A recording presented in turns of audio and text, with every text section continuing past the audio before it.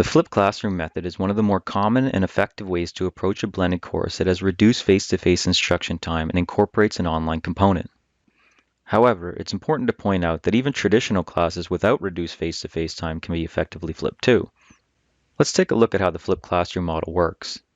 Traditional classrooms are typically more teacher-centered, where students are required to watch you, the instructor, lecture about course content or model new skills. You may have built in some class time to have students engage in group or independent work, but for the most part, there's little engagement beyond students watching you teach. Then, after students are introduced to new course content, they're sent on their way with homework. That homework, however, involves much more engagement with the content than they had during the class time with you. Think about it. We send students away to do the most critical aspects of the learning process, during which time they're engaging with the material in a more meaningful way, all on their own. If you consider Bloom's taxonomy, homework typically involves higher levels of critical thought and creativity. At a minimum, the students are applying or analyzing the concepts they've learned in class, at home on their own. A traditional classroom where an instructor lectures or models during class time involves the lowest level of thinking and engagement, remembering and understanding. In this situation, the students don't get to benefit from the best part of being present with their instructor, their professional guidance and direction as they try something new. So how is this different with the flipped classroom model? Well, firstly, the content is introduced before the class and is provided to students in a virtual platform, in our case D2L. Oftentimes, this involves short instructional videos that introduce foundational concepts. If you're new to creating videos, don't worry. This isn't quite as scary as it may sound, and is as simple as hitting the record button as you narrate a PowerPoint presentation.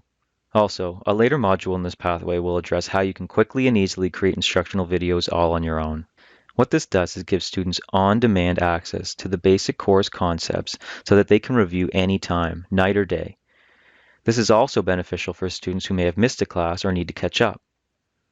But videos aren't the only way to present content.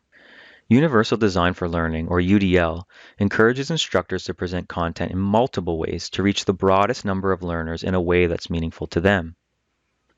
So you might create audio files, podcasts, infographics, provide links to text-based articles, or really any other means to present information to your students.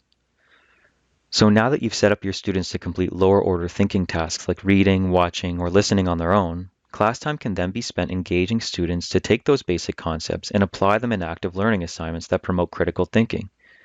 During this time, you can circulate around the classroom and interact with individuals or groups of students to help identify and address any areas of need, supporting them as they learn to master more difficult skills and concepts in your course.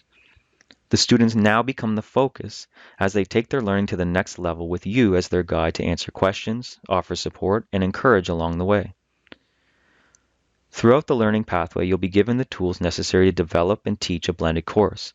But you may also find that the flip model could transform the teaching and learning experience in your traditional face-to-face classes as well.